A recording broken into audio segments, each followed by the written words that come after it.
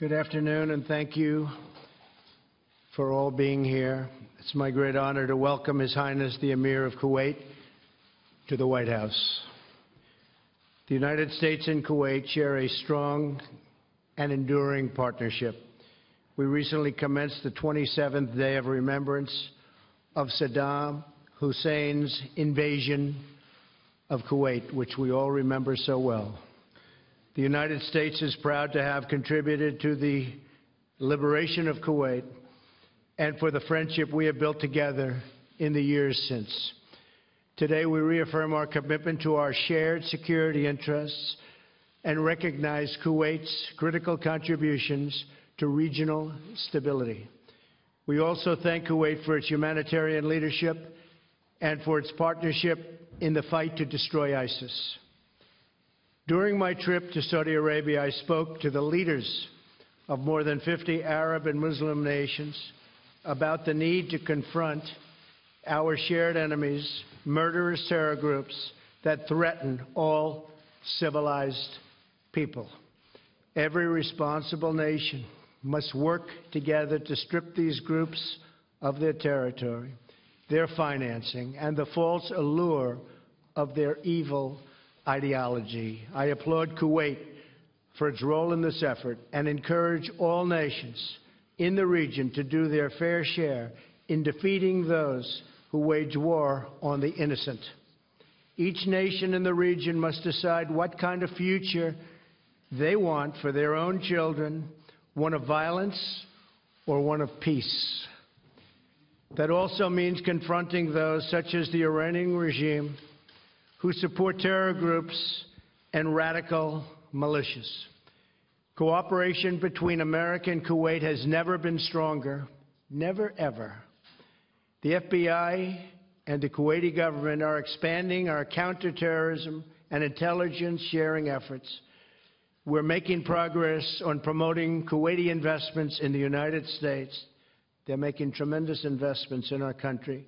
They have great confidence in our country. We're also entering a bilateral agreement with Kuwait regarding customs enforcement. During the same period and the same trip to Saudi Arabia, which was my great honor, representing our incredible country, His Highness personally asked me to expedite a $5 billion agreement for the sale of American F/A-18 Super Hornet fighting jets for Kuwait.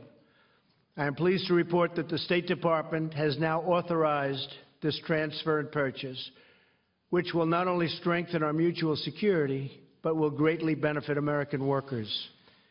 Kuwaiti's investments in America through its sovereign wealth fund are profitable for Kuwaiti people, and they create many, many jobs in the American workforce. I am pleased to report this year that Kuwait has taken delivery of 10 American-made Boeing 777 airliners. They're beauties.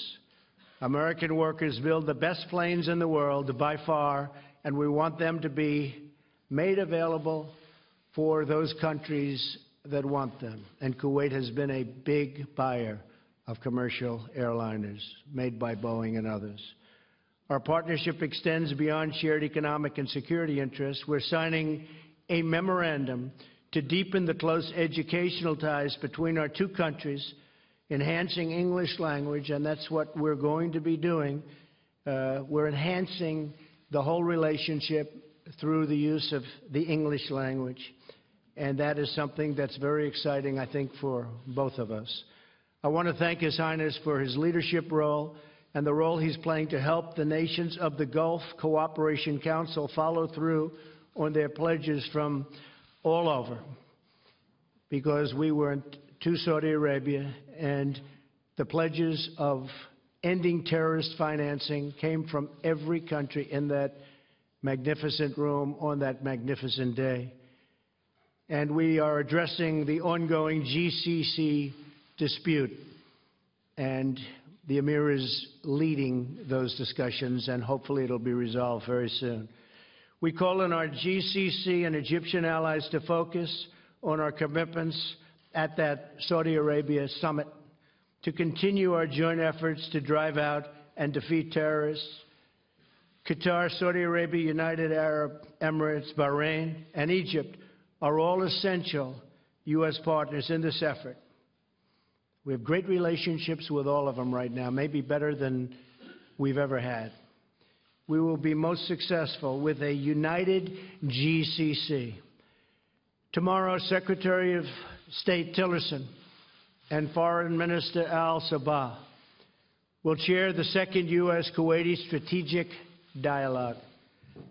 By strengthening communications with allies like Kuwait, we send a strong message to both terrorist organizations and regional aggressors that they cannot win. They will not win. They cannot win against us. And our military is getting stronger and stronger and stronger. And that those who cherish and value human life will always prevail. I want to thank His Highness for joining us here today.